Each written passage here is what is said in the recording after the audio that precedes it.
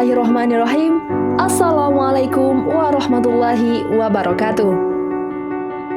Zuhud adalah ajaran tasawuf yang sangat penting untuk dipraktikkan dalam kehidupan manusia. Sikap zuhud harus menjadi pondasi kuat manusia di tengah kehidupan duniawi yang penuh dengan rasa cinta dan ambisi terhadap materi. Menurut Wahib bin Ward, zuhud terhadap dunia adalah tidak merasa putus asa manakala ada di dunia harta benda, terlepas dari genggaman dan tidak merasa senang bila ada dunia datang.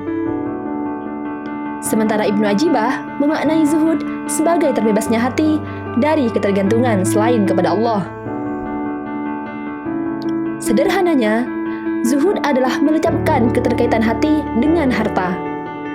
Sehingga zuhud bukan berarti tidak kaya, juga tidak identik dengan miskin. Orang kaya belum tentu tidak zuhud. Orang miskin juga belum pasti memiliki sifat zuhud. Karena zuhud adalah pekerjaan hati, bukan pekerjaan lahiriah. Sehingga yang mengetahui apakah dia zuhud atau tidak adalah dirinya sendiri dan tentu saja Allah Subhanahu wa Ta'ala. Abu Sulaiman Ad-Darani berkata, "Jangan kalian mengatakan bahwa seseorang mempunyai sifat zuhud, karena keberadaan zuhud adalah di hati."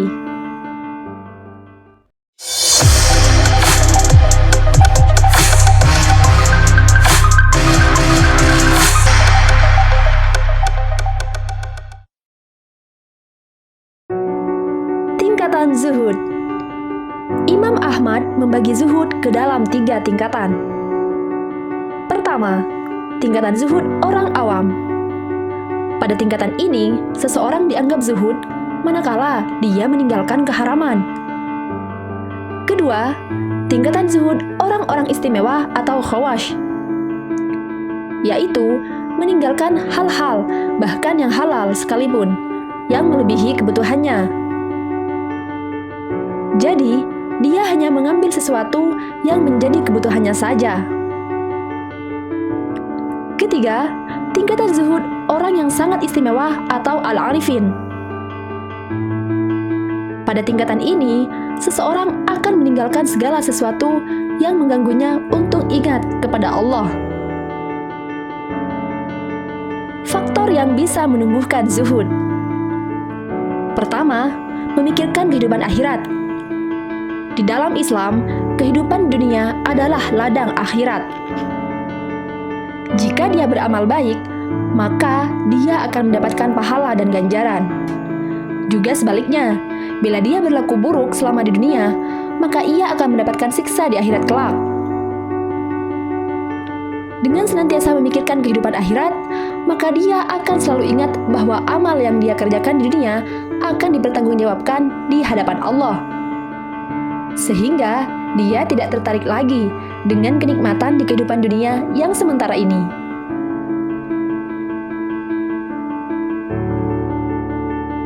Kedua, menumbuhkan kesadaran bahwa kenikmatan di dunia bisa memalingkan hati dari ingat kepada Allah.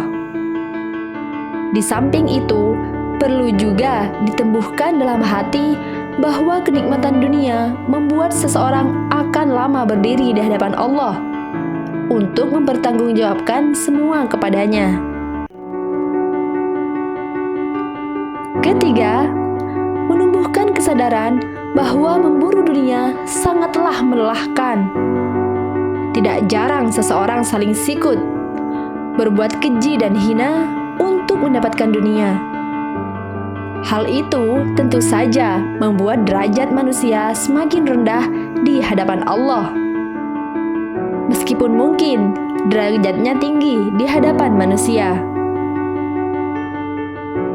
Keempat, menyadari bahwa dunia itu terlaknat. Sebagaimana keterangan dalam hadis Nabi, dunia dan yang ada di dalamnya adalah terlaknat, kecuali zikir kepada Allah, belajar atau mengajar, dan pekerjaan yang ditujukan hanya kepada Allah. Jadi apapun itu, jika membuat seseorang menjadi jauh dari Allah, maka terlaknat. Kelima, merasa bahwa dunia adalah hina dan godaannya bisa membahayakan kehidupan manusia. baik dunia maupun di akhirat. Hal ini selaras dengan firman Allah dalam surat Al-A'la ayat 16-17, yang artinya, sedangkan kamu orang-orang kafir memilih kehidupan dunia, padahal kehidupan akhirat itu lebih baik dan lebih kekal. Zuhud bukan berarti anti harta benda. Juga bukan harus hidup miskin atau identik dengan kemiskinan. Namun, melepaskan keterkaitan hati dengan harta.